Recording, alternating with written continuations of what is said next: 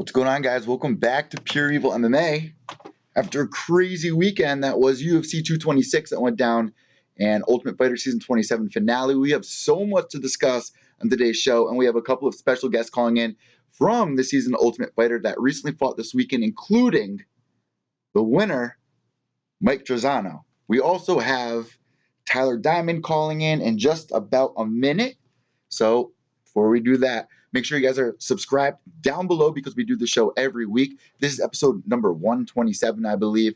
And make sure you're following me on Instagram. I will update you about what happened with that. It's a long story, but they suspended my last account. They suspended Robin Black's account. It's just a mess. So I opened up a new Instagram page. It's at Pure Evil MMA _. So basically the same thing. Now, Tyler's going to be calling in any second. He recently fought this weekend against Bryce Thug Nasty Mitchell. If you guys have any questions at all, let me open up the chat room for you. Let me see 1 second here. We got a couple of people tuned in, and boom. All right. So I got the chat room going if anyone has any questions. And we are going to be talking about UFC 226. There's so much that happened this weekend between Brock Lesnar announcement. I've seen a lot of mixed reactions with that. Also, a lot of people did not expect DC to win. We spoke with Rosendo Sanchez, DC's boxing coach, and it was so funny to see him go in there and literally just push a guy 3 times the size of him. But if it came down to it, I bet Rosendo would get the better half of him. All right, so Mike Trizano just confirmed that he will be calling in today in about 40 minutes from now. We got Henry Ford checking in the chat room. And I ain't reading that. I ain't reading that one. That's not the Henry Ford. That's Henry Ford. But guys, there's so much going on this week. I mean, Ronda Rousey getting inducted to the Hall of Fame, Brian Ortega getting pulled out, Max Holloway, the main event, the co-main event. Kind of hard there, you know. You lose the co-main event, and they boost up Derek Lewis versus Francis Ngannou. It just didn't deliver. So we got Tyler Diamond calling in. We got Tyler Diamond calling in right now from Team Alpha Male and from the season of Ultimate Fighter Season 27. What's going on, Tyler? How you doing, brother? Hey, I'm doing good. What's going on, dog? Not much, man. You know, it's been a crazy weekend, and I bet does it still feel kind of surreal to you now that you're home? It's kind of over and done with. How do you feel? Does it still feel, surreal? Not so much surreal. I mean, to be honest, I'm still a little disappointed because things didn't go how I wanted them to. But it's a cool feeling knowing, like, hey, man, all that hard work you did, you finally got to be where you deserve to be. I feel so. It was cool, but yeah, still a little disappointed. You know what, man? From the way beginning of this season, I do like a Twitter chat room with, some diehard elite MMA fans, and you were one of the fan favorites for a lot of the girls I noticed. And one thing I have to say, man, you're off the market now, huh? Yeah, I am off the market now. So that was awesome. That was pretty cool because we all saw, after the season wrapped up, we're going into fight week, and then you proposed to your girlfriend. Is this something that you knew that you were going to do before you even entered the Ultimate Fighter? Or how did this, come about? Dude, no clue. Honestly, bro, I put it all together in 2 or 3 days. And the reason why was I knew how I wanted to do it, and that was to ask her in a sunflower field. Like, she's obsessed with them, and they're so nice here in Northern California. Like, if you Google sunflower fields, most of them are from Northern California. They're perfect. And I knew that's how I wanted to do it. Well, unfortunately, the time of year for that is a week before my fight. That's when they're at 100% bloom and they look the best, because I have a couple buddies that are agronomists and stuff like that.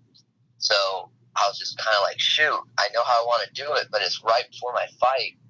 It would be much more ideal if I could wait till after.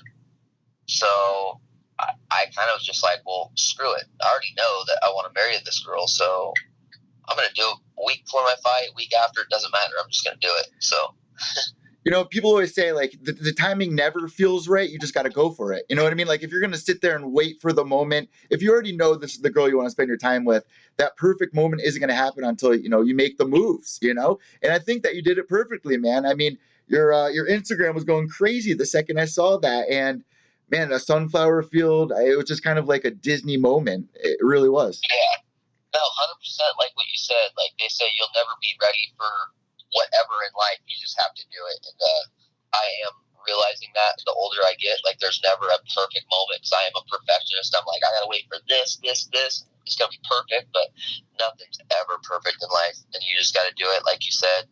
And yeah, the whole thing went perfectly though. As far as like, I got a friend who was a photographer who was just taking pictures of us. My girlfriend thought, and then bam, she got a little surprise. So she's happy. Did you start crying? Was it a real emotional moment? Like, who was there with you? Just like a cameraman? It was literally just me, her, and then my friend who she's old. She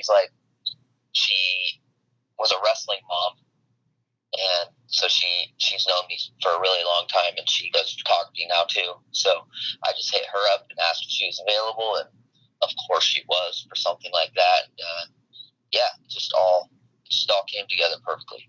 So there's a lot of interesting things that people liked about you on this season of Ultimate Fighter. One of them being, you and Bryce, especially, you're big hunters, huh? Yes. I mean, me and him are very different, but very similar in a lot of ways. Yeah. So who did you connect with the most on this season? Because we see this a lot. Like guys will connect in the house, and it's kind of awkward to fight someone that you have a little connection with. Did you stumble on that at all? Did that come up at all this season for you? I would say the most people I had the best connection with was four people in particular. It was Bryce, Luis Pena, Ricky Steele, and Richie Smolin. Those four I was like really cool with. And what about Delaney, man? Because that was like one of my favorite guys on the show. I got a real kick out of him. Going into that fight that you guys had, it seemed like we didn't really know what to expect. Besides, Delaney's kind of really hyping himself up. What did you guys think about Delaney? Did you think that he was at the level that you guys were at, or do you think because I like his tactic where, like Muhammad Ali once said, I had to make myself believe I was a champion before I could become a champion. So I did understand his approach, but what were you guys all thinking when he was, kind of acting out? I knew what he was doing. I knew that he's trying to get his camera time, like not a ton of stuff happens in the house, to be honest. Like it's a really boring environment for the most part. So any little thing that happens is going to probably be put on camera. So I knew he was just hyping it up, and it was all good with me. I was like, do your thing, bro, So best moment was when DC was pointing out that he was crying there. Was it hard not to crack a smile at that moment? Yeah, no, I laughed a lot and stuff. And they didn't show. I don't know if they didn't show what I was saying to him because it was so damn mean. But I was talking some mad shit to him when I was in his face. Because at first he did that gun thing, and then I got closer to him, and I started saying some really, really, really mean things, and that's when the tear came out. That's when the tear came out. What did you say to him? So you're saying that you made him cry, right? 100%, yeah. And I don't know if it was me necessarily, but I think the competition just got real for him in that moment. I think it just got real in the sense like, damn, I'm fighting, and I'm fighting one of the toughest guys in the house. Like it's just all got real in that moment for him. To paraphrase, I basically just said that his mom is going to watch him get beat up on national television. I just pretty much said that his career is going to be over after I get through with him. I just said a lot of stuff in a lot meaner way than what I just said. I was really close to him, and I was just letting him know like it's all over. And that's a big tactic in fighting, like playing mind games and kind of getting the upper hand, making somebody kind of fear you. We see it with Conor McGregor. We see it all the time. But with guys that don't know you, you got to bring something to the table. And in that moment, it's very tense. Did you guys kind of, buddy up after the fight? Yeah.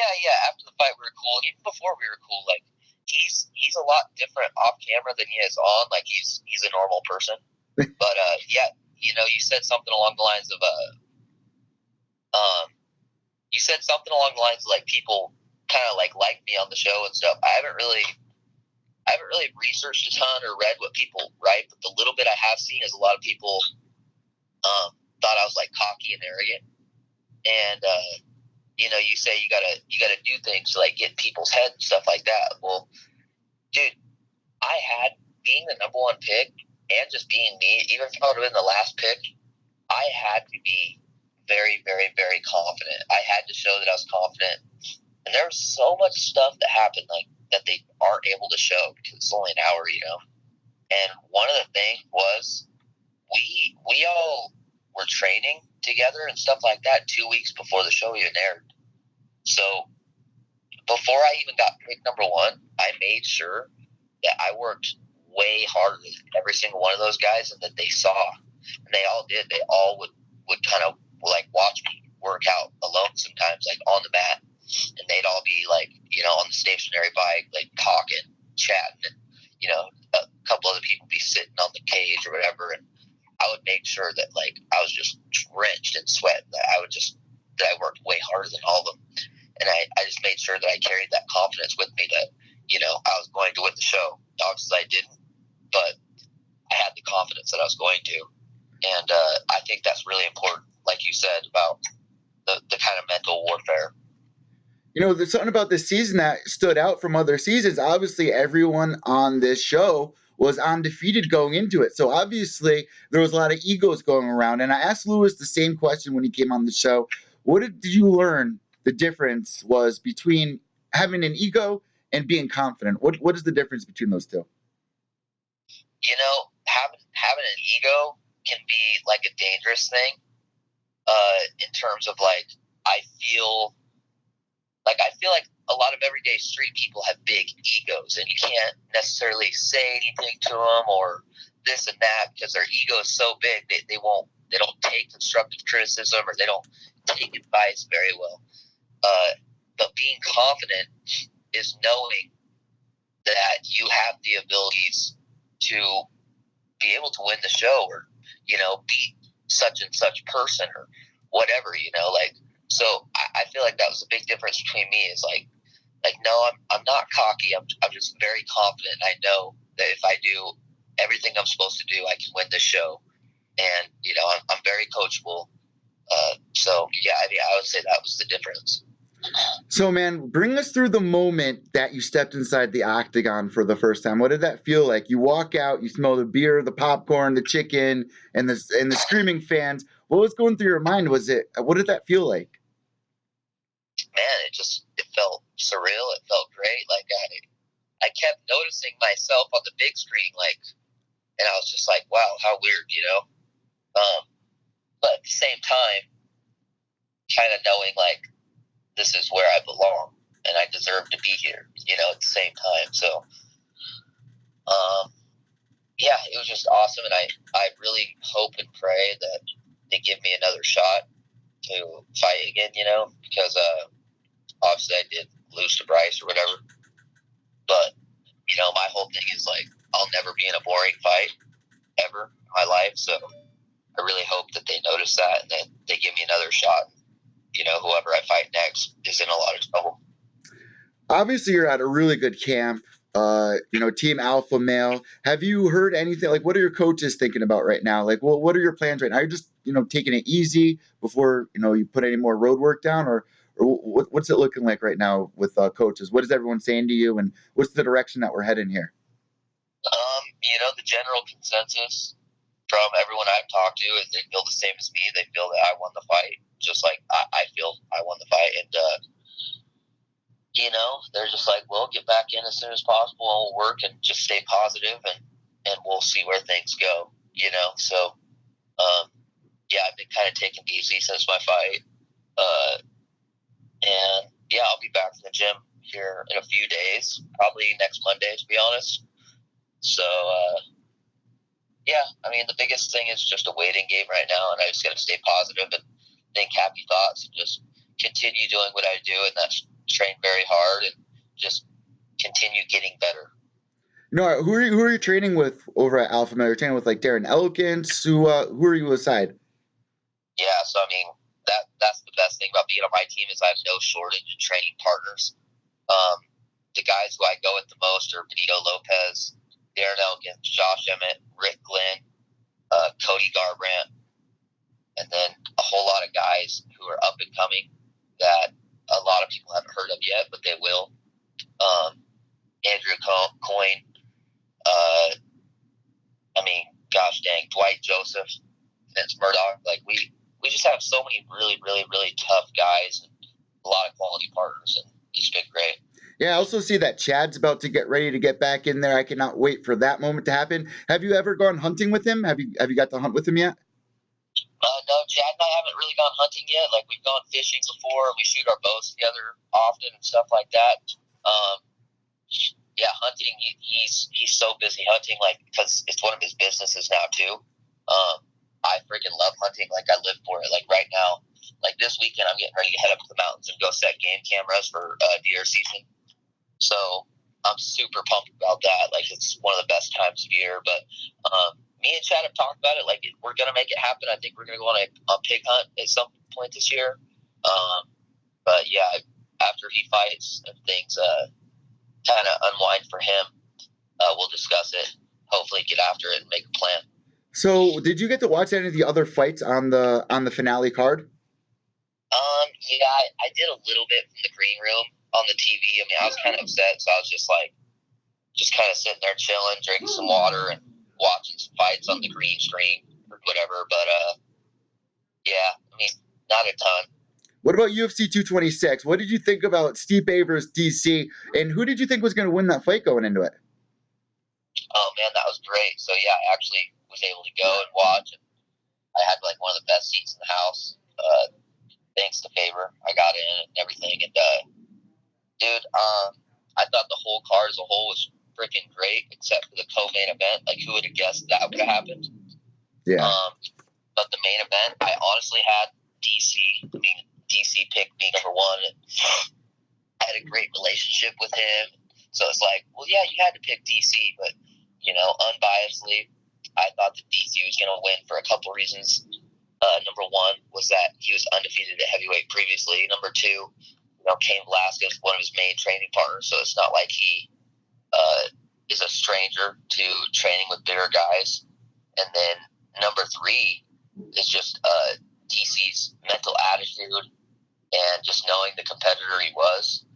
I mean, don't get me wrong, I thought it was going to be a tough fight. Like, I thought it was going to be a decision, to be honest, for DC.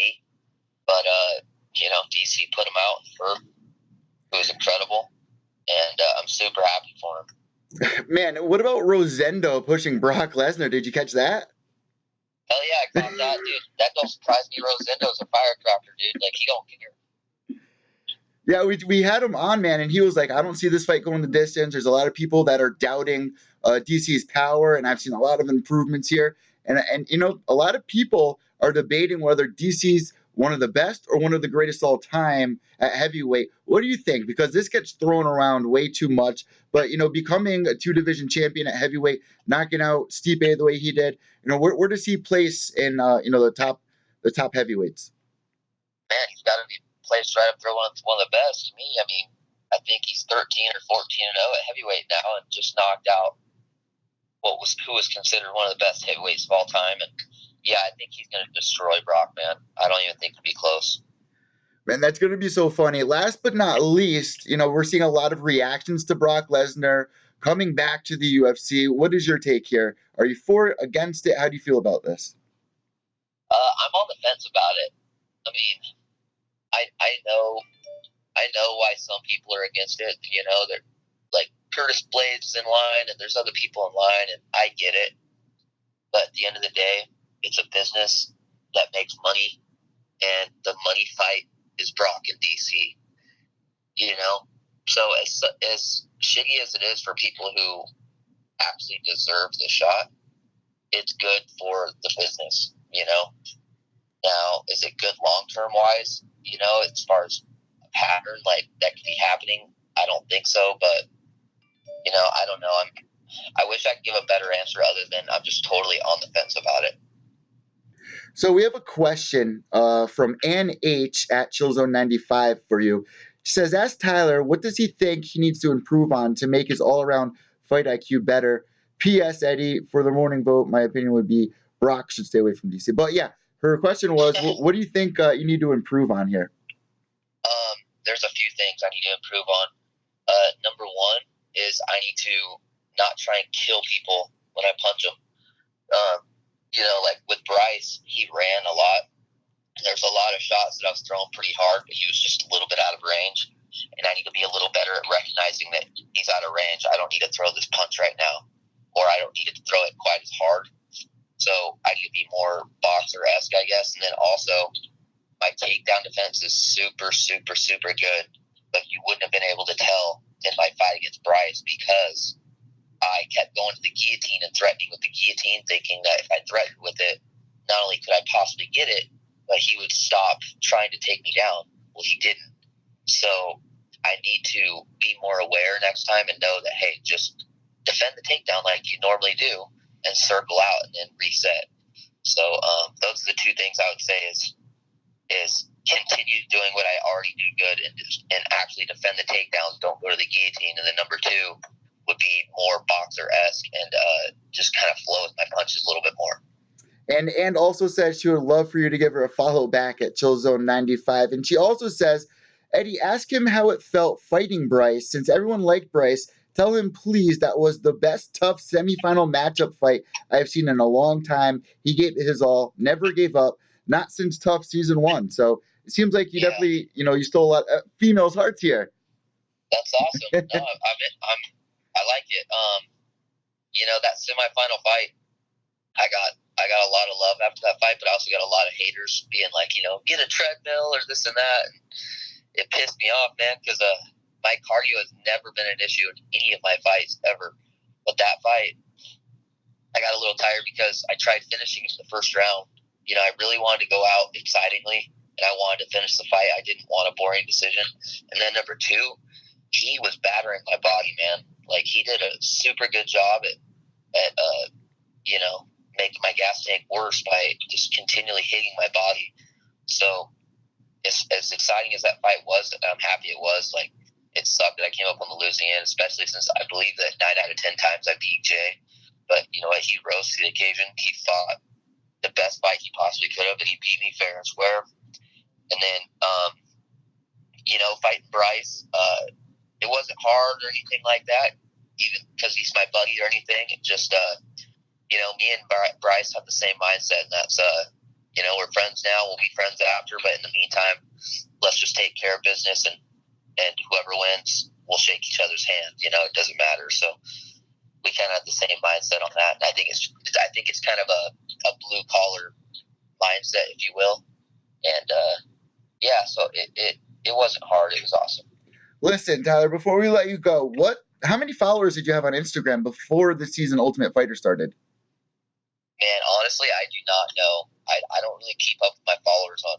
It's almost at 11,000 now, man. Like, that's a lot. That's a lot. You should be able to get that verify mark at this point. But what was your biggest takeaway from this season Ultimate Fighter? This is the last question here. My biggest takeaway from the Ultimate Fighter,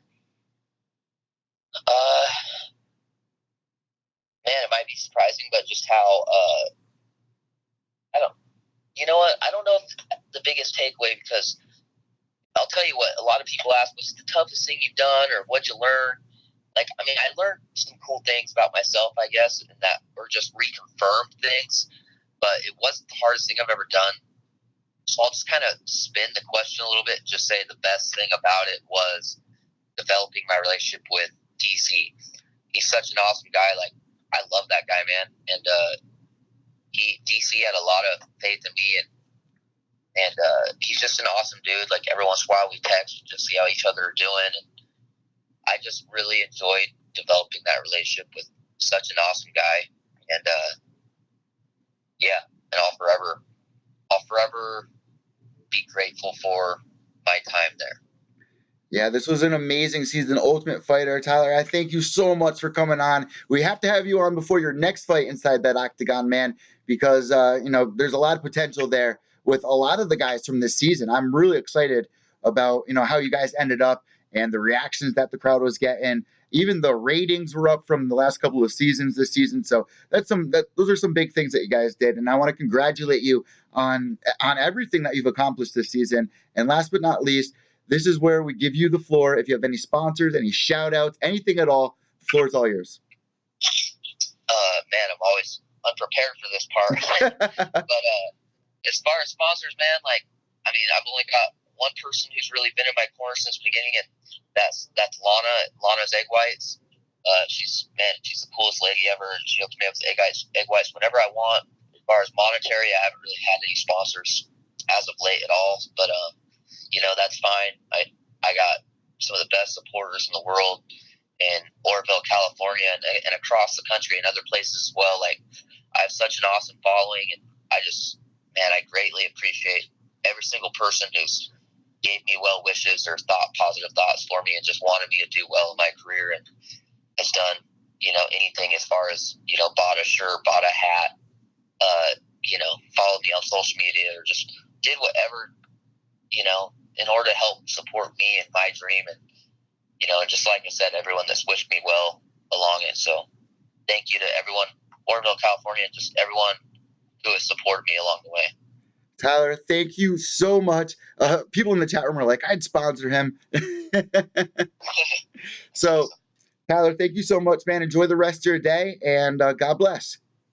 Absolutely. God bless, brother. Thank you. There you guys go. Tyler Diamond. Also calling in next, we got the Ultimate Fighter Season 27 winner, Mike the Lone Wolf Trizano. He fought at lightweight, beat Joe Giannetti in the co-main event of Ultimate Fighter Season 27 finale, headlined by Israel Adesanya versus Brad Tavares. Now, I gave my reaction video to that. You guys can check that down below. But one thing I didn't give a reaction for was UFC 226. And you guys might be wondering why I did not do my recap show. Well, first off, I was trying to set this show up, trying to get some guys that fought. And another thing, I kind of wanted to sit back, enjoy this card. I went to Buffalo Wild Wings. Let me throw that out there to enjoy this pay-per-view. And it was interesting seeing crowds' reactions and talking with people next to me to see what they know about the sport. And a lot of them, man, I mean, I made a lot of money off of the people that were around me, man. I had Derek Lewis winning in the co-main event. People thought I was crazy. I had DC winning by knockout in the main event. Won some nice money there. Won $50 on DraftKings by putting $5 down with my lineup. You had Mike Perry versus Paul Felder. What a brutal fight that was. Definitely worth $50K.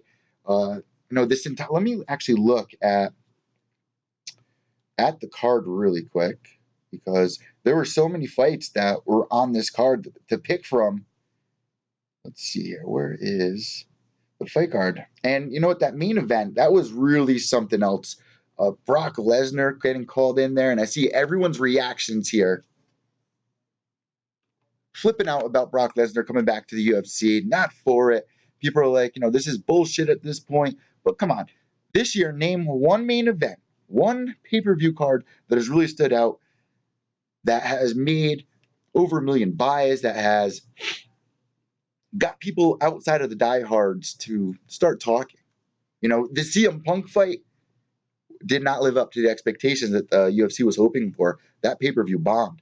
But CM Punk is no Brock Lesnar. And this is a very interesting matchup. DC versus Brock Lesnar. Wow, man. Because it's weird, because DC said that he wants to retire. And there are people out there like, this is bullshit. But you got to understand, DC, he says he wants to retire, and he needs a big money fight. He needs something to really put him on the map. This is something that John Bones Jones should have got. This is a fight that John called out when he beat DC. And you know what's crazy? Seeing where DC was from the fight that he had in versus John in that rematch, to the big turnaround of, John popping, DC getting his belt back, going back in there, fighting Volkan Oezdemir in the co-main event, winning that under Stipe versus who did Stipe recently fight and win? Francis Ngannou. And there's a lot of people out there that are like wondering, is DC the greatest of all time? If Stipe won, would that make him the greatest of all time? And I was talking about this before. I'm a little tired of hearing greatest of all time, greatest of all time. One of the best ever. One of the best in the weight division. I'm interested to see DC. I want to see DC stay at heavyweight, honestly. It's a little sad that he's going to be retiring. I know that he's almost 40 years old. But, man, just the turnaround that he's had between the John Bones fight till now is just remarkable. It's absolutely remarkable. I think DC's really fallen into his own. He's gotten comfortable in front of the camera. And to see him knock out Stipe the way he did, I mean, I put my reaction up here on here on the YouTube channel, but also on my Instagram at pureevilmma_. And to see the people around me at Buffalo Wild Wings reacting to DC knocking out Stipe was really something else. I think I got the one of the clips here for you guys. I'm gonna play that for you because it was really funny. And whoever posted this picture, Brock Lesnar versus Rosendo Sanchez, is God. They're God for the day. But here's the reaction from Buffalo Wild Wings this weekend. And first off, if you have not seen Rosendo push Brock Lesnar, here, let me show you the clip really quick.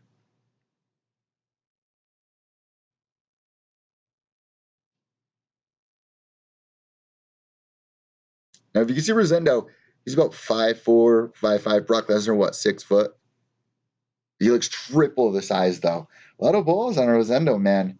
A lot of people don't understand. And if you guys want to go back and watch the interview that I had with Rosendo Sanchez right before the fight and hear how he kind of, he didn't say how the fight was going to go, but you could hear in his voice, like, people are doubting DC's power. And I think it's not going to go the distance. It was really interesting to look back on some of the things that he was saying.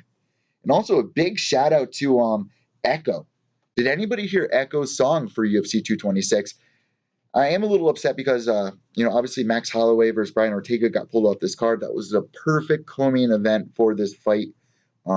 Unfortunately, Max Holloway suffered a concussion, and they pulled him off the card. And I'm really happy they did that. I don't want to see anybody risk their title that they've worked their entire life for. This is the moment where you need to be super careful about every risk you make. You can lose the belt. Look at the risk that Frankie Edgar made, all the hard work and dedication, and then he's right there to get the title shot again. Loses it to Brian Ortega because he takes the fight on short notice. If you look, and I don't know the average, but if you look at, at least recently, a lot of these fighters that take short notice fights, they're not winning. So I think this was a smart idea, and I'm glad somebody noticed it. I'm happy, but I'm a little frustrated because DC, Derek Lewis versus Francis Ngannou, we've been waiting for that fight to happen for so long. We've been talking about it, and if you guys want to go back and listen to, it would be hard to find, but I've spoken on it a few times in the past couple of years about wanting this fight to happen, but waiting for them to kind of climb the ladder a little bit because I wanted their star power to build. Now, Francis Ngannou got a shot after that Overeem knockout. UFC really started putting money behind him, really hyping him up. Probably wanted him to beat Stipe by the ways that sounded of him, the way they're hyping him up, saying, it hits with this much horsepower, and the guy has the strongest punch in the world, blah, blah, blah. And then Francis struggles here, and you hear Dana bashing him. But it's like, Dana, you were just there hyping him up. And then you kind of fed into his ego. And now you're complaining that people are complaining about his ego. It's a little hard when people are telling you that you're one of the scariest men on the planet. You're one of the strongest men on the planet. A guy that came from the coal mines to the big stage of UFC. And he's getting all this attention now. And he's knocking out legends like Alistair Overeem. You're feeding an ego there. And it did seem like he was really gun-shy here against Derek Lewis. I think Derek Lewis is getting I think he deserves a little more respect here. I think Derek Lewis did not do that bad of a job, especially, he's thrown, not the excuse, but the fact that, his back was bothering him there. I think he surprised a lot of people with throwing as many leg kicks as he did, but this was one of the least strikes thrown in heavyweight history. Second round, I think there was 10 strikes thrown total. The reaction from people around me was just like, they were just getting bored. People were like, this is a 9-9 round. The crowd was doing a wave and booing, and it was a little weird. And this is the issue. When you look back at cards, usually if the co-main event and the main event don't end in a finish or they're not that exciting, it's hard to look back and remember. So, the takeaway is DC becoming the two-weight division champion. Who did it better, Conor McGregor or DC? So that's a tricky question because if you look at it on paper, I think DC's done a lot more, has had the harder battle. It's two completely different weight divisions. Heavyweight, it's really hard for a heavyweight to go on a win streak. To be undefeated at heavyweight, what is he, 13-0 at heavyweight, to go down to, light heavyweight and do what he did there. It's been Alexander Gustafsson on his finger. He's beat some of the top-notch guys. There is the bash of people saying, he's fought guys that are on the downside of his career. Bullshit. Bullshit. DC's been doing it for a long time. He's been doubted for a long time, and he's proven himself over and over again. The one person that he's ever struggled with was John Bones Jones at light heavyweight. So to see him kind of escape that and go to heavyweight and have a little separation space in between the John Jones thing. And you always heard people saying, oh, he's the paper champion. There is no denying that that DC is now the champ. There's no denying it. And yeah, you could be like, all right, yeah, he's going to fight Brock by, I don't think it's going to happen by December, honestly. I think that this fight might be around January or February because it's a little weird. And DC, like I said, says he wants to retire in April, I believe, of next year. That trilogy fight with John Bones Jones, I really hope that happens. I really do. And what's up with Kane? What is Kane going to do now? I mean, obviously he's not going to get the title match with DC. He's not going to get the returning match. But what about Kane versus DC? Or who would you guys like Kane to return and fight? Rosendo, we tried to get him to say when Kane's going to return. He didn't want any part of that. But he did say, expect something soon. Really soon. So who do you guys think that Kane should return and fight? That's a really interesting question there, because the fight that he had against Travis Brown, he looked phenomenal in there. He looked absolutely phenomenal. And another guy you guys can bash. So, well, Travis Brown's on the decline of his career. Let's see you go in there and beat up Travis Brown. It's not as easy as you guys think it is. It's crazy when I hear this shit. But the UFC 226 song by Echo, let me rep that shit for him. Live your whole life for a moment. Let go of everything. You don't see anything else until you get to hold it. End of the road and nobody knows. The one in the mirror's your biggest opponent. About to explode, but you are a soldier. Holding it steady, you keep a composure. Yeah, like this how we live. Passion and heart is expressed with a fist. Every hit has just brought us to this. Las Vegas UFC 226. Get the replay. Heavyweight clubbing here, Stipe. Watching the fate of a giant. This is Goliath versus Goliath. Yeah. Hoping for shakeups. Energy feeling contagious. Warrior blood in the veins. And now it's to Holloway versus Ortega. Yeah. Relentless. Sacrifice fun in the friendships. Do it for love, not attention.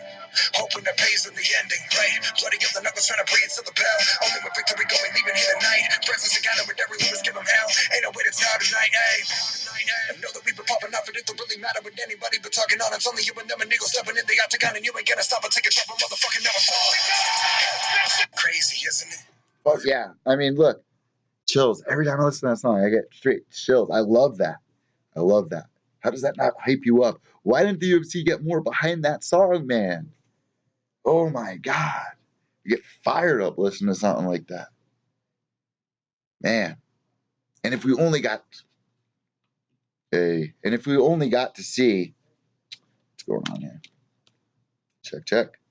And if we only got to see Holloway versus Ortega, then that might be coming around the corner. But let's talk a little bit about some of the other fights that went down this weekend at UFC 226, because there were a lot of standout. What about Khalil Roundtree beating Gokhan Saki, moving Gokhan Saki to 1-2 in MMA? Khalil Roundtree was at a very tough spot in his career. I mean, he's beat some tough opponents, and I really enjoyed this matchup. This was the matchup that was supposed to happen months ago. It fell through. Khalil Roundtree at the end of his ropes here. If he did not win this fight, he probably would have got that pink slip. Here's why I like this fight, because I knew that Khalil Roundtree is a guy that just wants to stand and bang. He wants to trade, and he was not afraid to trade with Gokhan, and that fires me up, man. I'm excited to see what's going to be next for Khalil Roundtree. If you see what was the guy's name that he beat in the first round last year? Was it Jolly? I think. Then the UFC let Jolly go. Right? I believe so. But Khalil Roundtree, man, how many people doubted him this weekend? Also, let's talk a little bit about Mike Perry versus Paul Felder. Felt a little bad for Paul Felder because he's gotten pulled out of his last couple of fights. His opponent's Ally Quinta. Ally Quinta getting pulled out. Another matchup getting pulled out. Very frustrating for him. Sorry about that. But Mike Perry, man, I did not pick him. I picked Paul Felder. And the reason being, well, let me say this. Mike Perry definitely cleared his name here. I think he's ready for the top 10 after that performance. I was a little worried because if you look back to where he was about a year and a half ago when he fought, maybe 2 years ago, when he fought Alan Jouban, he got the opportunity to take a step up to the top 15. Alan Jouban just showed him that, it's thrown around all the time. There's levels to this thing, but there's just very a better fight. No, stop. Yeah. I'm doing a show. Please don't come down here. I'm doing a show. Please don't come down. I don't know. I'm lying.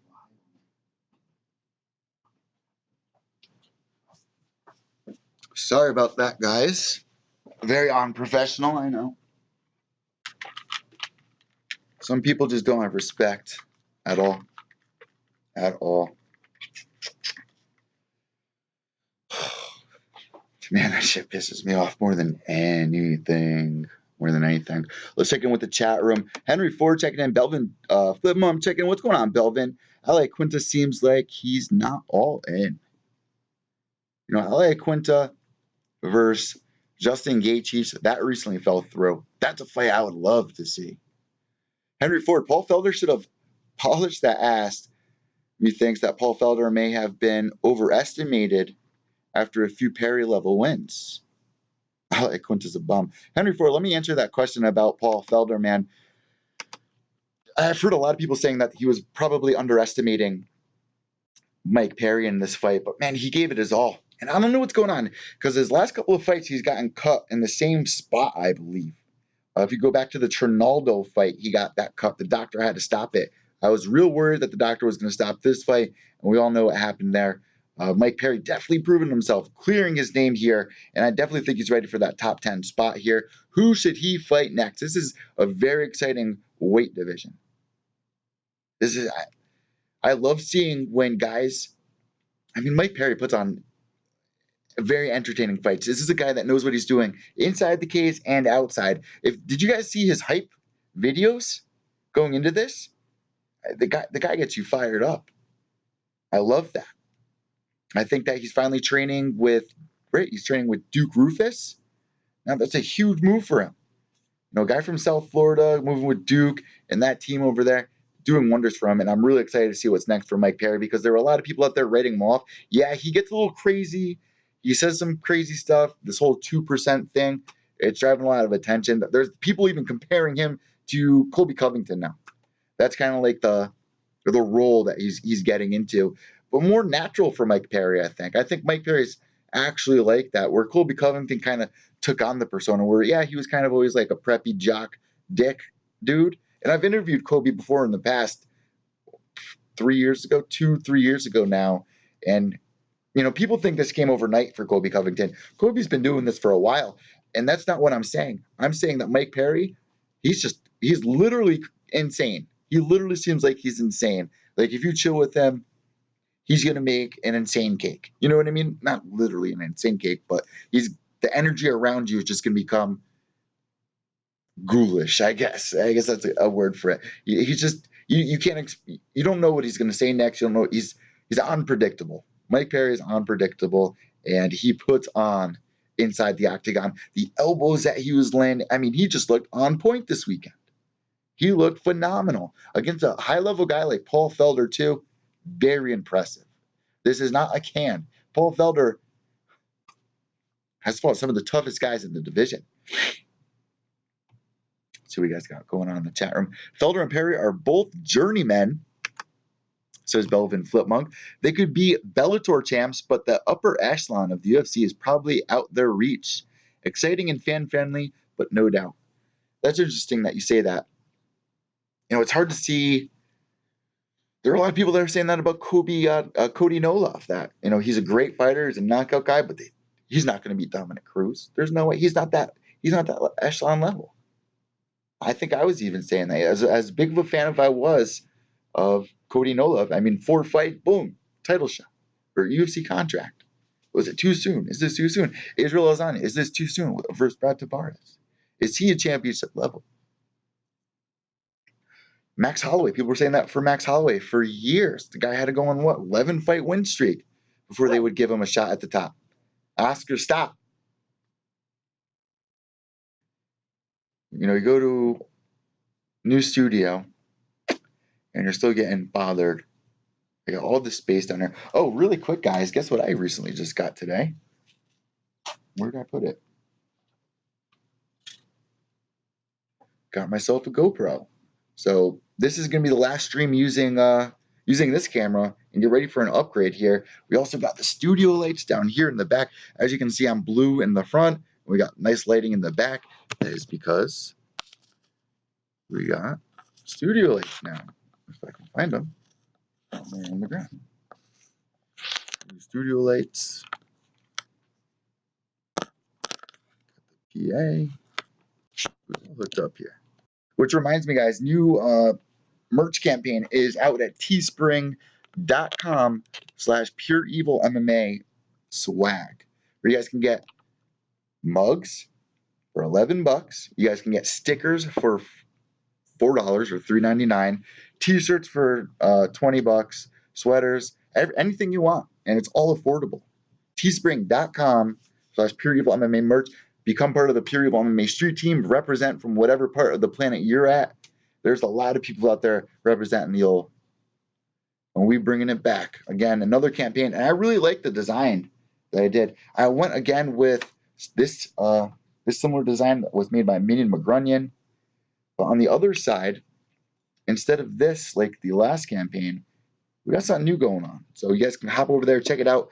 It would be a huge help to even buying a sticker. That would be a huge help just to support, represent, become part of the Pure Evil MMA street team out there and put on for us, man. I mean, we are the future of MMA media here. Between me, the MMA holes, Nolan King, Kobe if he comes back. I mean, this is the new generation. You could have a chance to be like, I was there from the beginning. I was there since day one. And a lot of people here in the chat room actually were here since day one, about 4 years ago, which is totally awesome. All right, so moving forward here, guys, what other fight do you want to talk about before getting to our next guest who's going to be calling in any second here, actually? We got Mike, the Lone Wolf Trizano, who's going to be calling in, who trains out of Tiger Strowman's, alongside Jimmy Rivera. Let me give him a text really quick. All right, so yeah, we're about 20 minutes out. He says 3:20, 3:30. He'll be calling in, and currently it is 3 o'clock here on the East Coast. Dan Hooker versus Gilbert Burns. What about Dan Hooker, man, putting on a great performance, going in there doing his thing? I mean, this card was absolutely phenomenal. All right, let's see what call in and sing. Is Tyler Diamond coming on? King Kobe says. Tyler Diamond came on earlier. We just got off the line with him. You can rewind this, go back and listen to it. Really good interview. We talked for about a half hour to start the show off. But Mike Trizano, the winner of lightweight for TUF 27, he's going to be calling in just a couple of minutes here to end the show off. But guys, there were so many other fights on this card. Let's talk a little bit about Israel Adesanya versus Brad Tavares. If you did not check out my TUF 27 reaction video, here's my take on it. Even I was saying that this was probably too soon, but I was really interested to see how Israel was going to handle Brad Tavares' wrestling. Brad Tavares was not using his wrestling. He was kickboxing with a champion kickboxer. I did not understand that at all. I don't know what's going on with Brad. And I've said this multiple times. Back in 2013, 14, 2012, Brad Tavares was fighting some of the best guys inside the UFC. In the last few years, yeah, he was just recently on a 4-fight win streak. Looked phenomenal. I was ready for him to take that next step up once again. But, since 2014, he was fighting, the top 10 guys. Then he started fighting the top 15, outside the top 15 to get the win streak back, build it back up. There's nothing wrong with that. Sometimes you guys have to realize that, they have to take a step back, relearn a couple of things, clean up a couple of areas before they can get that shot and, polish themselves to be top 10, top 5. Brad Tavares, man, definitely a top 10 guy, top 15 guy. Israel Adesanya going in there, doing his thing, earning his spot at the top 15. A lot of people were worried, saying this is too soon. This is too soon for him. You got to remember the guy's 29 years old. There's a lot of people out there saying he does not have power, but man, he breaks the body down. His fight style is entertaining to watch. There's no love lost for Israel Adesanya here. If he lost, then because we've seen this a lot. Like Lando Veneta is a good explanation. Gets a couple of nice wins. He pieces up Tony Ferguson, whatever. That spin kick knockout. Then everyone's like, oh man, we cannot wait for his next fight. Then boom, give him a well-rounded Muay Thai guy. Like what the fuck was his name? Him and his brother. He was on TUF 22. Telling Cody No Love that his underwear stink. What was that guy's name? Oh man, I'm drawing a blank here. Someone in the chat room remind me who I'm talking about. Lando Veneta lost against. Why am I drawing a blank? Yeah, my point being, though, when you get that hype getting build up, it can be taken away real quick. Real quick. It can go from 100 to 0 real quick. It can go from 0 to 100 real quick. It could also go from 100 to 0 real quick in the sport, unfortunately. King Club. All right, so the chat room's blowing up. Let's see, before I miss out. Brad Tavares lost because of his political views, says Henry Ford. Belvin taking a laugh at that. He thought his words would hurt Adesanya. King Kobe, spinning shit isn't consistent, especially at the top 15 level. Listen, you can get away with that shit outside of the top 15. LFA, Titan FC, CES. It's really hard to do that. Top 5, top 10, top 15. Tavares, Belvin Flipmonk. Tavares always wants to rep as a striker, but he's so well-rounded. So many guys lose due to fight IQ, not lack of tools. Henry Ford, it is when it's done right. King Kobe, where'd you get that sign, Eddie? So if you're talking about the cinema, or you're talking about the on-air, actually, a matter of fact, I just got lights, LED lights to put behind the sign here. And this is new. This is all new to the studio. We are still building here. This is a new studio. We've only been here in this space for a month now, not even a month. I don't even have furniture down here yet. I got a little TV. I've been sleeping on the floor. I don't even have a bed here yet. But I got 40 in the studio every night, late night, like Drake says. Living in the studio, living my dream. One thing, I cannot stand roommates. I cannot stand. It's just annoying. That shit's annoying. But yeah, I got the sign from Hobby Lobby. Actually, it did not say Pure Evil MMA on it. That's custom. But I'm putting LED lights around it. I'm going to be getting a new backdrop here. I just ordered a green screen. Really excited about that. But do you guys like this? I actually kind of really do enjoy this. But I feel like there's something missing from the set here. And if you guys can purchase, some street gear, some T-shirts, it would help me get some more props here. Like I said, I just got a new GoPro. We got the new mic. We got a bunch of new shit. New computer desk. Things are looking up for Pure Evil MMA. So, yeah, that's where I got the sign, Hobby Lobby. Henry Ford, you need at least 6 months practice dancing to Man-Eater. Henry Ford, whoa, here she comes, watch out. Come on, you know the lyrics. Call in and sing it, King Kobe. Watch out, here she comes. Whoa, here she comes. The fuck? What are you guys talking about? The fuck are you guys talking about in the chat room? If you are listening to the podcast right now and you are not here to enjoy or to ask questions on the live chat, I have to apologize. There's some crazy people here, but if you are listening to the podcast, you can always hop over, subscribe to the YouTube channel, and it will notify you if you press the bell. Every time I go live, for some reason, YouTube does not like telling the subscribers that I'm live. You literally have to subscribe and then press the bell button to be notified when I go live. So it's really simple. Just go to youtube.com/PureEvilMMA, press subscribe, hit the bell, and you'll be notified as soon as I go live. And we've been doing a lot more live streams lately. In the past couple of weeks, you guys are enjoying it, so there ain't no reason for me not to get it done here. Also, James McSweeney and I just started a new podcast. You guys can subscribe to that as well. We're going to be doing that every 2 weeks. And the winner, whoever is going to name the show, we're looking for some names. They're going to win an autographed shirt from James and I. I mean, my signature don't mean shit unless you're a fan of Pure Evil MMA. His signature, I mean, we're about to have Zul Afrin.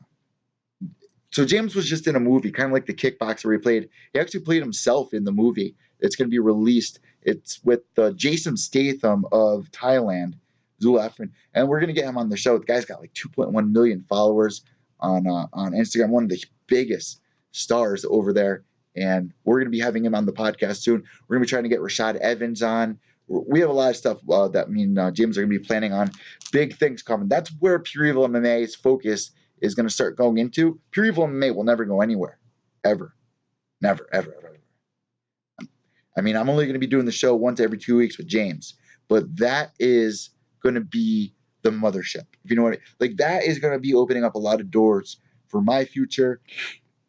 It's giving James a great platform to have somebody that's, me. I don't want to toot my own horn.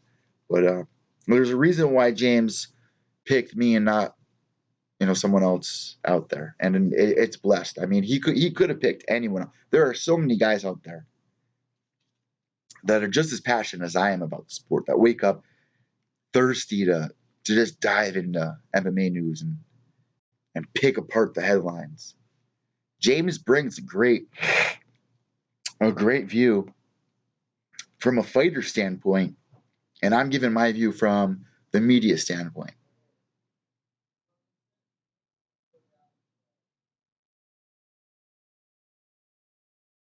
I swear to God, if somebody comes downstairs again right now, I'm going to flip. Doing a live show. Don't come downstairs. Very simple. I'm going to have to move again. I cannot stand living with roommates. Not stand it. Living with family, living with roommates is no bueno. No bueno at all. All right, let's move forward really quick. If I do have to say this, the whole Brock Lesnar thing. Somebody tweeted me. Let me actually pull the tweet up. Somebody was tweeting me about this. You find the tweet. Kind of saying that they're really upset about Brock Lesnar. All right, here we go. All right, so shout out to the Maximum Power. He's been a listener here, an elite MMA tweeter out there. Make sure to give him a follow. He's always talking and engaging with people about some of the best topics that are going around. So Maximum Power tweeted this out. He says, "Why do people think UFC?" Or no. Oh, and before that even said. All right, this is good. So the first tweet goes, "If Kim Kardashian wanted to fight in UFC, she deserved an immediate title shot because she'd break all pay-per-view records. And that's all that matters in mixed martial arts anymore. It equals more pay-per-view numbers." Then he goes, "Nunes versus Kardashian," and no. And I love that. That was a genius tweet. But I had to respond to that because, as frustrating as it is, seeing somebody like CM Punk come over. Brock Lesnar, though, the guy's a fucking specimen. Who wouldn't want to see what he can do inside the cage? And he's proved himself. He's beat Mark Hunt. He's beat he's beat Frank Mir in the rematch. He's won the UFC title. I think all right, so I responded, I said, "Would you rather sports slowly die off or continue with these kind of fights? It will help in the long run. I'm not for it, but at least understand it. If you don't like that single fight, there's usually 11 more that you can enjoy." And my point being, CM Punk, he's on the pay-per-view card. If you don't want to watch the fight, don't watch it. But it's going to help our sport because you're bringing more fresh, young eyes, WWE fans, 11, 12-year-old kids, 14-year-old, 50-year-old kids. You know what I mean? It's going to bring sport interest over. What can this guy do in an actual fight? Obviously, it didn't pay off for CM Punk. CM Punk is not Brock Lesnar. There's a big difference there. Huge difference. Especially at heavyweight. And Brock cut the perfect promo, man. People were always saying and bashing what he had to say in there. But that's how it's done. That's how you get people excited. You don't just go in there and say whatever. You need to say something that's going to get people behind you. Call someone out. Make a statement.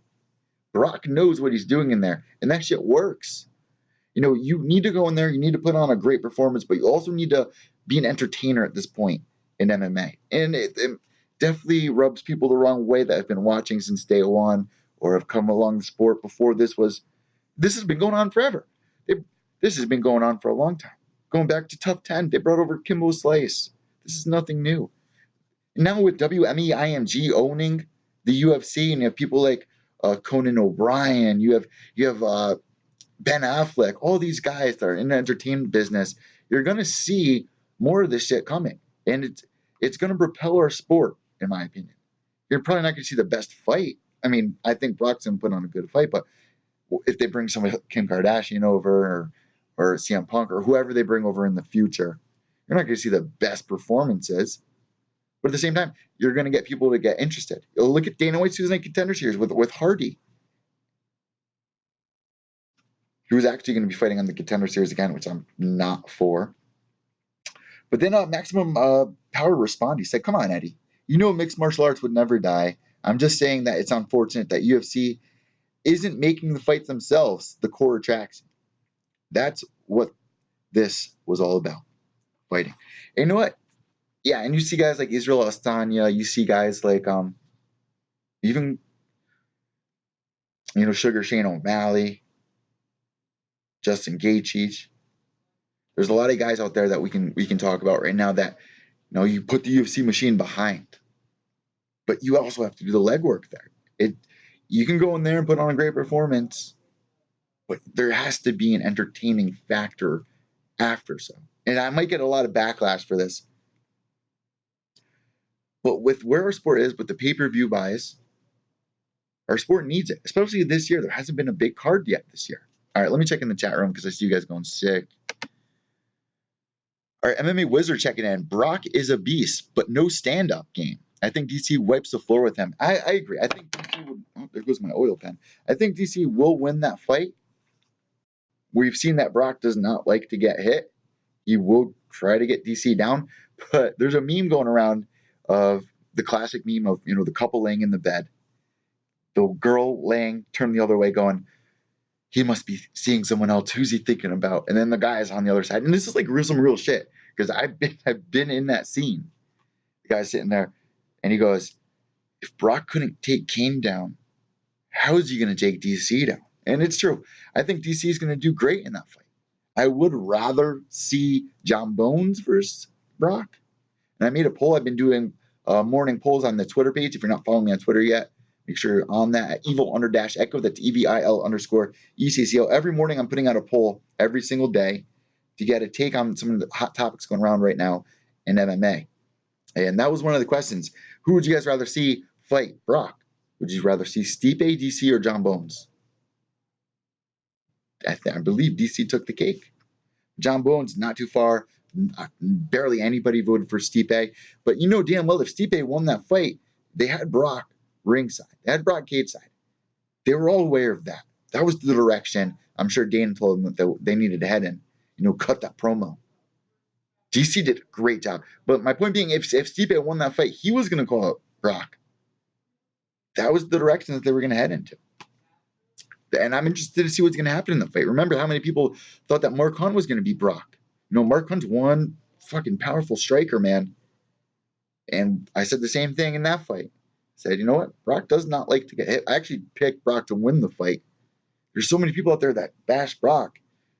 I think he's a legit fighter, man. I think that people think that just because he's from the WWE, he's an actor, not a real fighter. But he's proved himself. He's done this the right way. He didn't just jump into the UFC. He went over to Japan. He did this thing the right way. Making the return for UFC 200, fighting Mark Hunt, winning that fight. He's doing this the right way. Now you're going to have him fight for the title once again. His promo that he cut, it made me chuckle because, I kind of saw his point of view here. And you could say it's bullshit, it's scripted, but there's some truth behind it. Let me see if I can get his promo, what he said here. All right, so Brock Lesnar calls out DC, UFC 226. Let's see if I can find, not UFC 236. No. UFC 226. All right, guys, and just a reminder, in 15 minutes, we got Mike, the Lone Wolf Trizano calling in. All right, here it is.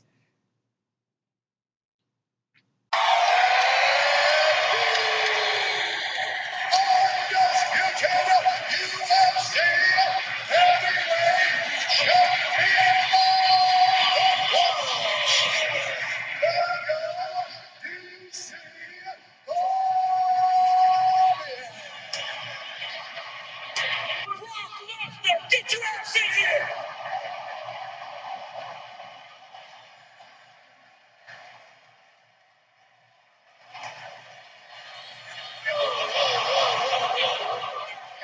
Let me tell you something. I walked into this building and watched the heavyweight disasters from the beginning. Madonna's a piece of Miocic's a piece of DC, I'm coming for you.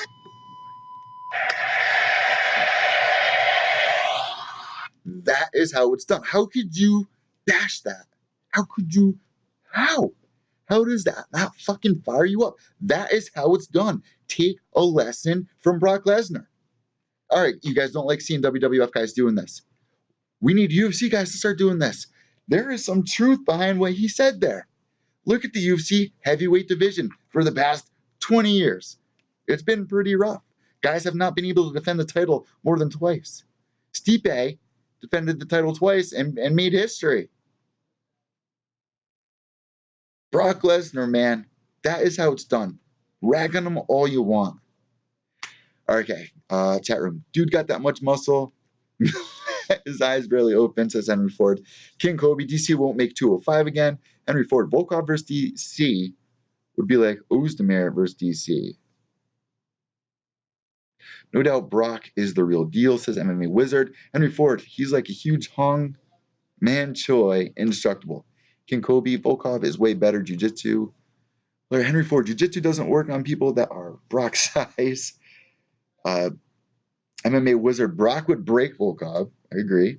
Henry Ford, WWE sell bullshit. UFC can't sell real shit. Listen to Brock. And listen, everyone's like, oh, these guys are actors. I understand that, but Brock also gets a hard time for going too hard inside the WWE. And I don't watch the WWE at all. But Brock Lesnar intrigues me. Like I need to watch that fight. There's no way I can steer away. I understand why people are upset, but if there's anything that you can take away from what I'm saying here, just understand why this happened and why the UFC is heading in this direction, and that it's not a bad thing. Why are you all freaking out about this? If you don't want to watch that fight, there will be 11 more on there that you can enjoy. This is the last thing I'll say about this whole Brock thing. All right, so in 10 minutes, we are 10 minutes out from Mike the Lone Wolf Trizano. Let's see what else is going on. Shout out to Showtime Pettis as well. Forgot about Showtime, man. Looking great against Michael Chize. And Michael Chize saying, don't make fun of me for calling him. I've been calling him Michael Chize forever. Listen, he had a rough weight cut. I wouldn't mind them opening up the 165-pound division. I've been kind of sitting and bouncing around with this thought in my head for a while now.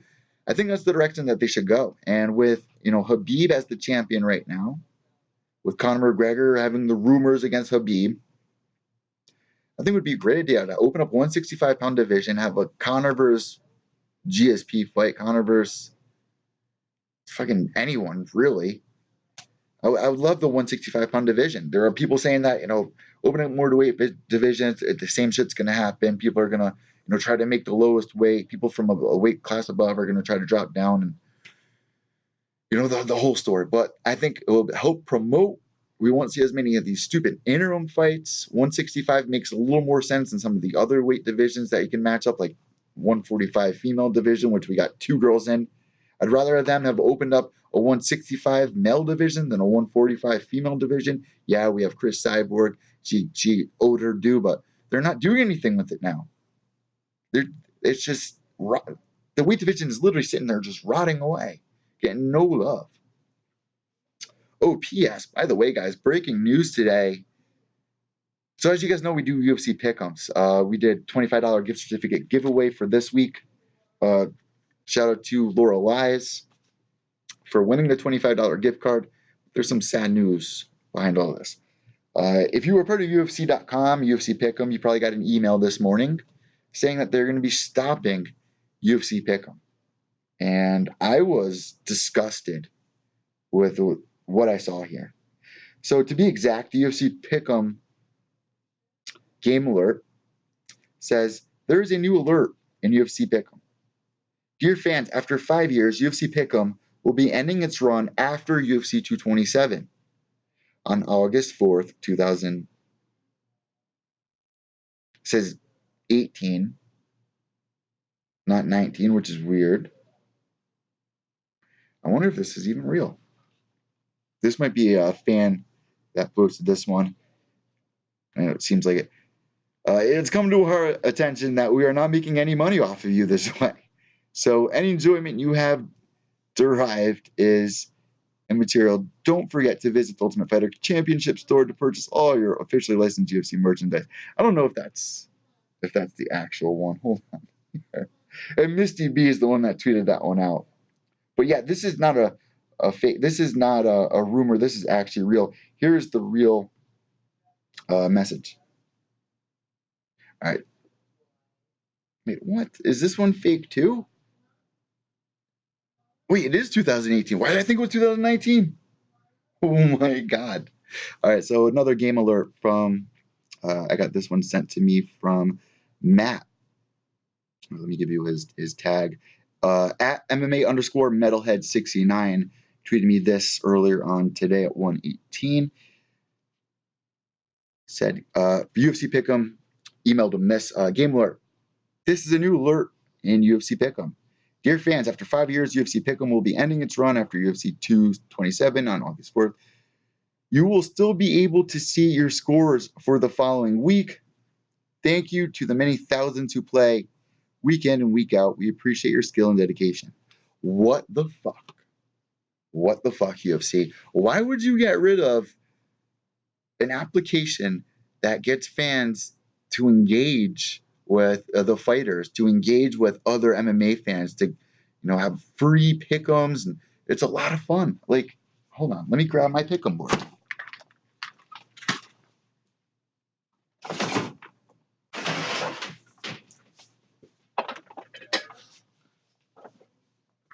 Like here in the studio, I have the Pure Evil MMA official UFC Pick'em ranks here. We're doing giveaways and all that. And this fucks everything up. This fucks everything up. There still is Tapology. There still is Verdict MMA. But this is just like, why? This is helping our sport. This is getting people to engage. This is not hurting our sport whatsoever. What maintenance do you have to do? There are so many passionate people out there that would love to go out to the UFC official headquarters and run this application. How hard could it be to run this application? Why is this being shut down? It's because people aren't spending money on it. I don't get it. I really don't get it. You're selling the company for $4 billion. We're moving to ESPN. They're just greedy. And this is a big issue with me. The pay-per-view model, every 2 weeks you have to spend $70. It's a mess right now. If the MLB, if the NFL, if you could not watch the Super Bowl, if you had to pay $70 every year to watch Super Bowl, you probably wouldn't watch, let alone every 2 weeks. The reason why MLB, NFL, NHL is popular, it's free. I mean, you have to buy cable, obviously, but it's free content. Tom Brady became a big star because people were able to watch. They didn't have to pay money. If you have somebody that's never watched MMA or UFC, it's going to take a lot for them to want to purchase a pay-per-view. And if you're giving them free cards on FS1 that aren't that enticing, and you're only able to see the elite UFC fighters on pay-per-view cards, you're not giving our sport what it needs. And now you're shutting down UFC Pick'em. This whole moving to ESPN deal, which really isn't moving to ESPN, it's moving to ESPN Plus and charging fans there on top of UFC Fight Pass. Like, this is annoying. I have a lot of friends out there that literally don't watch UFC anymore because they think, the judging's fucked. They think that the pay-per-view model is just ridiculous and expensive. There are all these issues and it just, at this point, it does not make sense. I do like that we're going to ESPN. I think that's a good platform, but it's ESPN Plus is what it is. It's not even ESPN.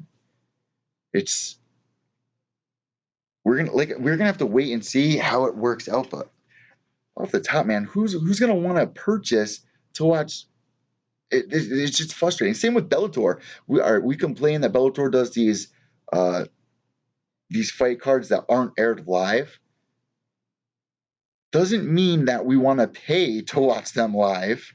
It means you need to figure your shit out to get that shit on TV for free live. Not, oh, we'll sign with Danzin and charge fans $10 a month on top of their UFC package and on top of the pay-per-view package and on top of, like, this is not good. This is not good. I'm not going to buy the fucking Bellator Dazin. Bellator needs to build their product. They need to get under the UFC and be like, we have a better product here. It's free. This is taking a step forward and 3 steps back in my book. Bellator is doing a great job building their roster.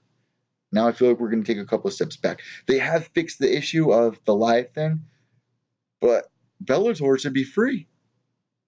We shouldn't have to pay for that. Like this, it's just crazy. It's just crazy. What are you guys saying in the chat room? MMA Wizard, yeah, that sucks. Love UFC Pick'em. It's sad, man. Shutting down that platform makes no sense. Henry Ford, CP Power, Henry Ford. Could ESPN be thinking of making it part of the app or something?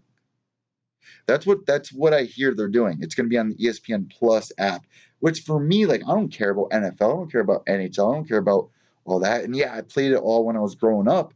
I could care less about what's going on in the sports scenes over there. I only care about UFC and MMA. The good side of this, the light to it all, the people out there, everyone I know that watches any sport has the ESPN app. You're going to be getting, those people are going to be seeing more UFC updates and headlines and stuff like that, where it's going to stick in their head. They're going to have a better chance of, knocking on their door, click a button, bam, it's right there. Instead of, having to stumble on. I mean, who knows about channel Ep.127? People don't even know about that channel, let alone there's a UFC fight on tonight. What? ESPN's a great platform to help promote the sport, put it in the eyes of the general public. That the ESPN app is good with headlines and stuff like that, because you're going to get updates. Oh, Stipe versus Brock Lesnar or DC versus Brock. You're going to see that even if you're not a fan of MMA, since it's on the ESPN app, you're going to get that headline in front of you. And usually, you don't see that. You usually have to go to an all MMA site or ESPN. Obviously, from here in Connecticut, I was actually trained from the creators of ESPN and some of the guys that are there currently right now. I went to broadcasting school and was trained with some of those guys, and they all say that it's ESPN is definitely a machine, kind of like the UFC is, where it takes in and spits it right back out. Which was kind of why I was nervous about Ariel going over to ESPN, but at the same time, I do think that's a good move for him now. Now that I've listened to a couple of the MMA Hour shows over there, it really isn't any different. I think it's a better platform than MMA Fighting. I think it's better for Ariel. But it's not a permanent thing, which makes me worried. He's an employee there. If the show doesn't do good ratings or whatever, will the ESPN spit him out like they have thousands of media members and broadcasters and journalists before them? Makes me wonder. Still got MMA Wizard saying, still got Bellator, better and better. I agree. Henry Ford, have they done that before with fantasy football? What do you mean? Have they done that before with fantasy football? There's been fantasy football forever. We're talking about the UFC Pick'em app.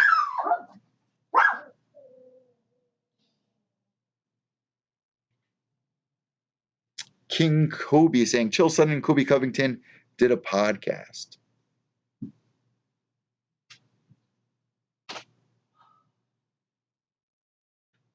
Please don't come down here.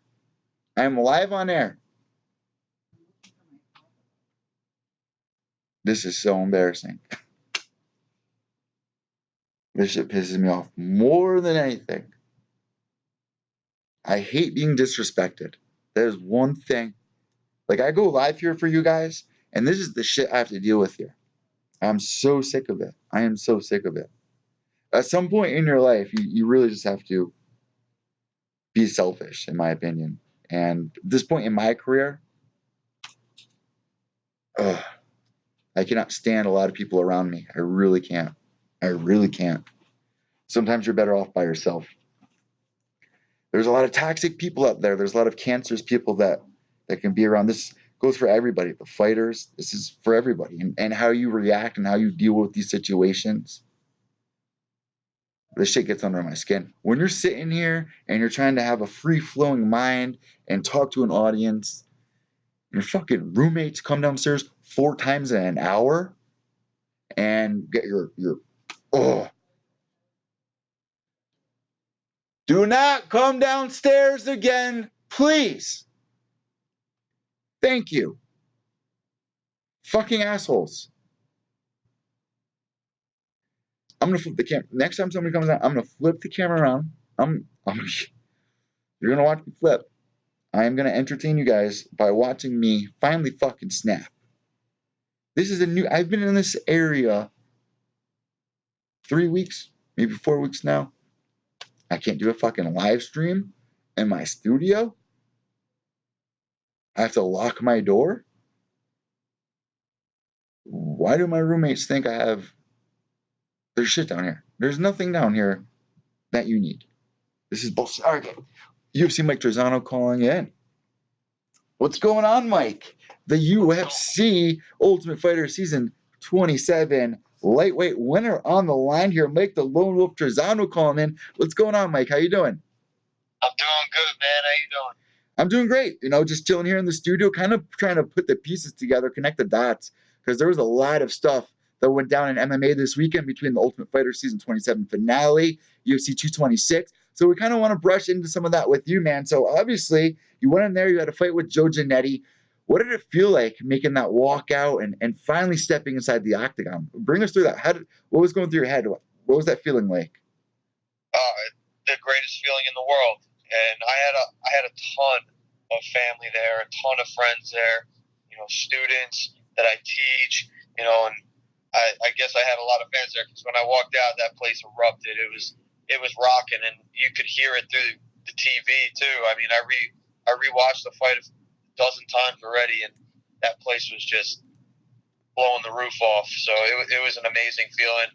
I dreamed about it for years, and finally do it was a dream come true. So before this fight even went down, UFC had you guys, standing next to each other. You guys spent all this time in the house. Was there any tension between you and Joe, or was it kind of buddy? Like, what was the vibe like between you guys before the fight? No, we were cool. There was no tension or anything like that. We're just competitors going in there and doing our thing. I wasn't feeling uncomfortable around him or anything like that. So it was just a regular fight. No animosity, just going in there and doing our job. So obviously you got your hand raised at the end, but the one thing that I thought was a little weird, something I've really never seen before, was round 2. What was going on there? How did you guys even end up in that position? And do you think Herb Dean should have stood you guys up? I'm referring to the moment where you guys are literally like elbowing each other in the coulee. Yeah, I tell you what.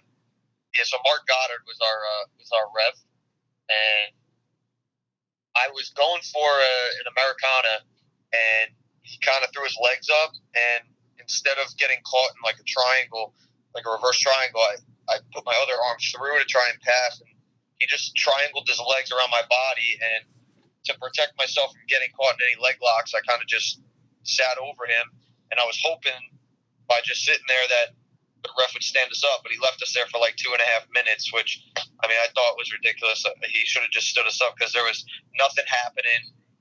No significant strikes were being landed, and the fact that he didn't stand us up, I made sure that I stayed on top because if I was on top, I'm winning. So it was definitely really bizarre, but you can't ever tell what's going to happen in a fight, so you just kind of roll with it. So going into that second round, what were your coaches saying in the corner? Or excuse me, going into that third round, what were your coaches saying in the corner? Did you think you were up 2 rounds? Where were you guys at that moment?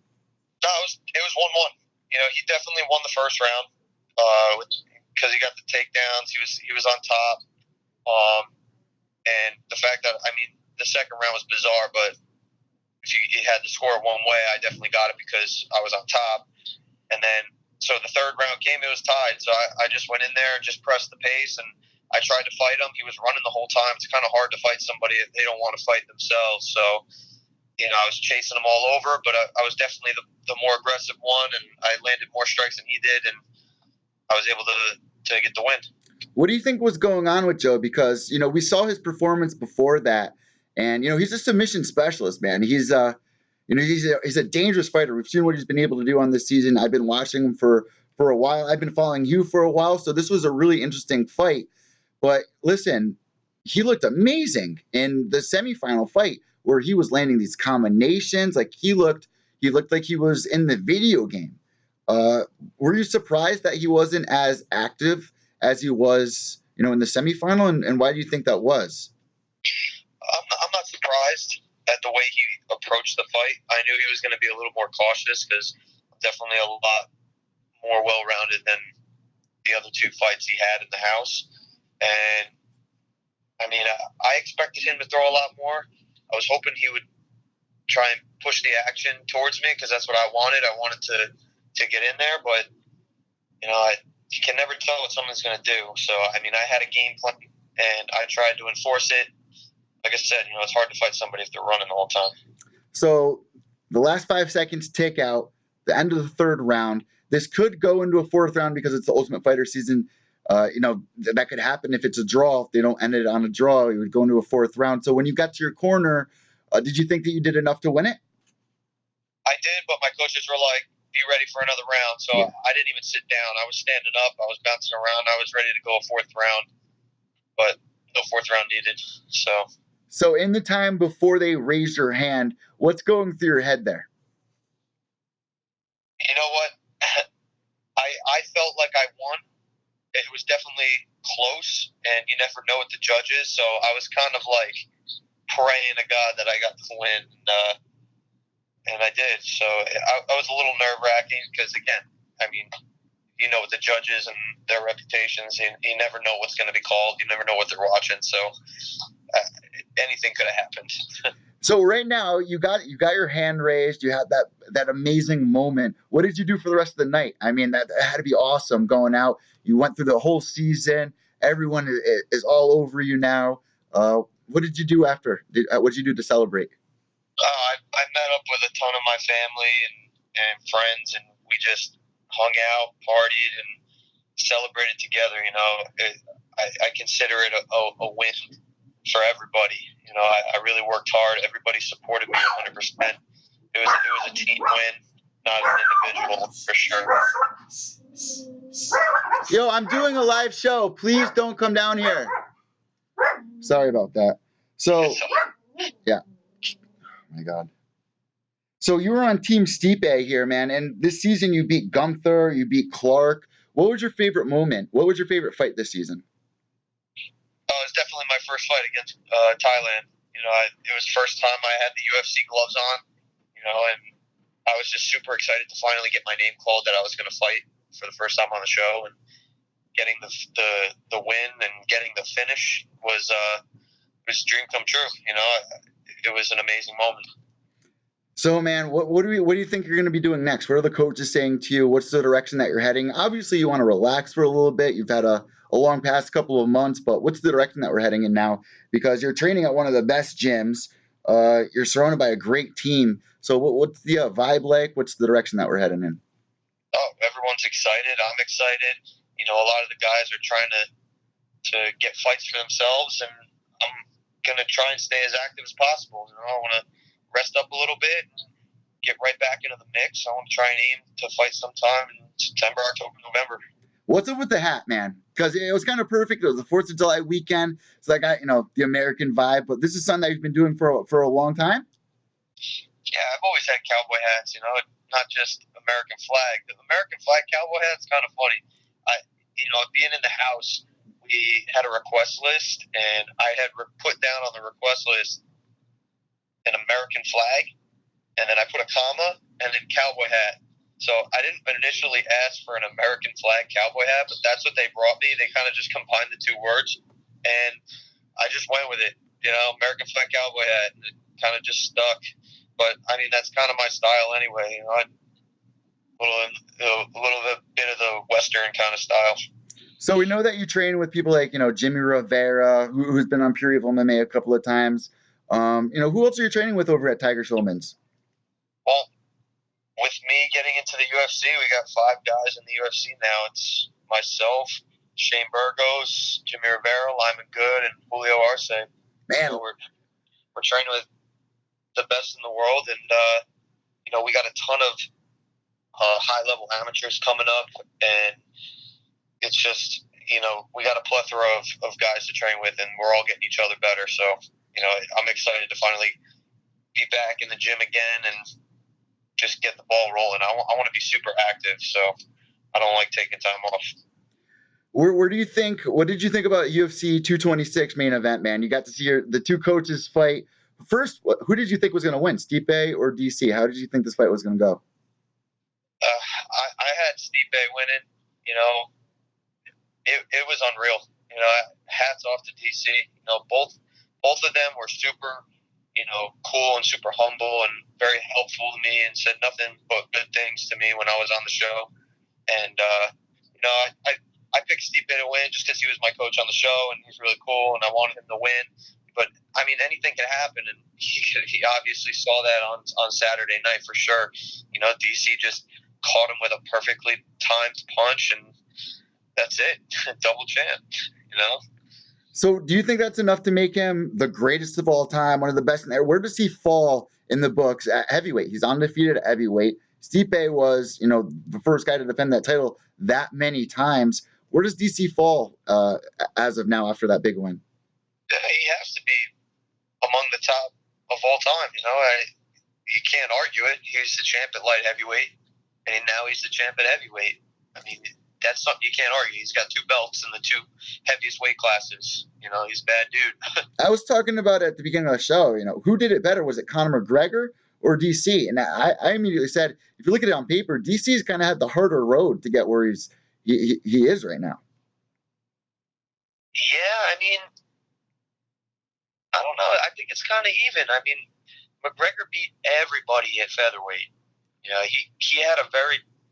I mean, the guys at featherweight are very good. The talent pool is deep there. It's deep in 155, and I mean, yeah, he didn't kind of climb the ladder at 155. He pretty much just fought one fight, but I still think that it's pretty equal. I mean, either weight classes they're all challenging, so.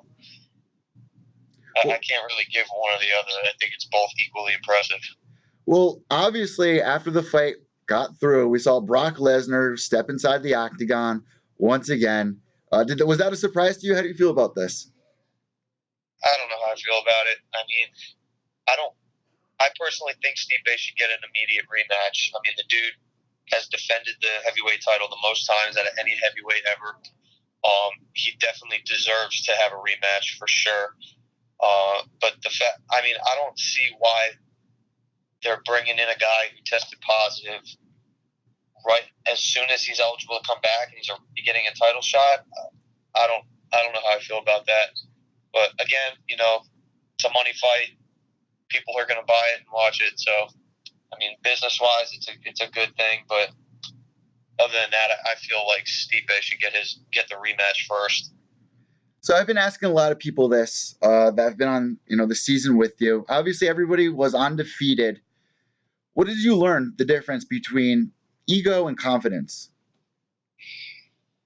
Yeah, I mean, everybody was super cool and very professional. Everybody thought they could beat everybody. That's what fighter doesn't think they could beat everybody. I mean, but I think everybody understood that we're all undefeated, we're all good. There's no reason to cause drama and talk smack to each other. Like, we're going to fight regardless, and that's it. I think this was a very professional show. There wasn't too much stupid things that happened, and yeah, I mean, there's a fine line between confident and cocky, and I think a lot of the guys were pretty good on that end, staying confident with themselves, but not being like overconfident. My last question to you, man, is who did you grow closest with on this season? I definitely grew closest with Jay Cuccinello. Hey, the mellow fellow. The mellow fellow. He's my boy. He's a great guy. works super hard. Me and him were constantly partnering up and training, every day. And he's a tough dude. He fought his heart out, got a second chance, made the most of it. And, he didn't get the win on Friday, but, he fought his heart out, and it's not the end for him. He'll be back for sure. Man, did he surprise you in the semifinal fight against Tyler? No, not at all. Jay's a resilient dude. He's been through a lot, and you're going to have to kill him to get him out of there. So he's a tough dude to finish. He keeps pushing no matter how tired he is, no matter how hurt he is. So it doesn't shock me at all the way it went. Man, this was such an exciting season. It's so sad that there's only going to be one more season left. I know I said that was the last question, but this is the last question, and I promise. What was your favorite season of Ultimate Fighter in past years that you'd recommend to somebody? My favorite? Yeah. I haven't really watched too many of them, but I definitely enjoyed watching the heavyweight season when they brought in Kimbo Slice. I'd say watch that one, to be honest. I enjoyed that. Yeah, I actually do a show with James McSweeney. Oh, really? Yeah, who was the first pick for Team Rashad. He was over with Brandon. That was a great season, man. Now they're doing a Kimbo Slice movie with the lead actor from Black Panther. Like this is crazy. Ultimate Fighter has opened so many doors. It's so sad that it's ending. So, man, it means a lot that you guys all joined me this season, and you guys did amazing. Congratulations on being the lightweight winner this season, and we want to wish you best of skill moving forward. Last but not least, is there anything else that you'd like to get out on the table? The floor is all yours. I mean, I appreciate you having me on the show. I want to just give a shout out to some of my sponsors, Pro Beer PT for keeping me healthy. We also got Tiger Showman's Pro Shop giving me all the best gear, and shout out to my family, my friends, my girlfriend. Everybody really helps me and pushes me to be the best I could possibly be. So I can't thank them enough. And just follow me on social media, Twitter and Instagram at the Lone Wolf MMA. Hey, where did you put your big trophy that you got? It's in my school where I teach in Tiger Shaman. No way, huh? I brought it in to show all my students and everybody, so they're all excited. You know what I like about that? Do you remember, what was it, Glack or on Nickelodeon, there used to be a show where it's like these kids would climb crazy mountains and do all these crazy things, and it kind of looks like one of those awards. It's pretty cool, man. So that's got to be such a good feeling. You've had an amazing run on this season, and thank you so much for joining us here on Pure Evil MMA. Last but not least, can you say your name and you're listening to Pure Evil MMA? Say it again? Last but not least, can you just say, hey guys, it's Mike the Lone Wolf Trizano, and you're listening to Pure Evil MMA? Hey everybody, it's Mike the Lone Wolf Trizano, and you're listening to Pure Evil MMA. Thank you, Mike. Enjoy the rest of your day, and we're looking forward to your future blossoming. Thanks, man. I appreciate it. Have a good one. There you go. Ultimate Fighter Season 27 winner, Mike Trizano, joining us here at Pure Evil MMA, episode number 127. I can't even believe it. I can't even believe we're almost at episode 130. I'm going to be setting up my GoPro now, guys. Once again, quick reminder, teespring.com/pureevilmma swag. You guys can get your hands on all the latest new swag that we got here. Mugs for $10, stickers for $3.99, everything. Every price has been lowered. I'm not making barely anything off of it. It's more for you guys to go out there and be part of the street team out there. Represent, put on for Pure Evil MMA. That's what it's all about. We have a lot of fun here in the MMA scene. We are here to enjoy life and enjoy the sport. We all have issues going on in our lives, whether it's our boss or our fucking roommates walking downstairs to piss us off. And this sport is a release, a getaway for us to kind of just feel at peace, man. And it's kind of funny because people think it's such a violent sport, but like I listen to metal to go to sleep. Like there's something calming about it all. And I think right now, I always say this, I think right now is a really interesting time in our sport. There's a big transition coming. I can feel it with this ESPN thing. Good things are going to be happening for our sport. And I'm telling you guys right now, we are the future of MMA media. Luke Thomas, Ariel, they've all done amazing jobs. Wagenheim, they've all done great. Someone's next. That someone's me. That someone is Nolan King. That someone is the MMA goals. We're coming for it. It's there for the taking. And all it takes is just to be consistent. Keep doing this. So I appreciate you guys joining me once again here at Pure Evil MMA for another week, another episode. Really quick before we end today's show, I'm going to check in one more time with the chat room. If you guys have any questions, shoot.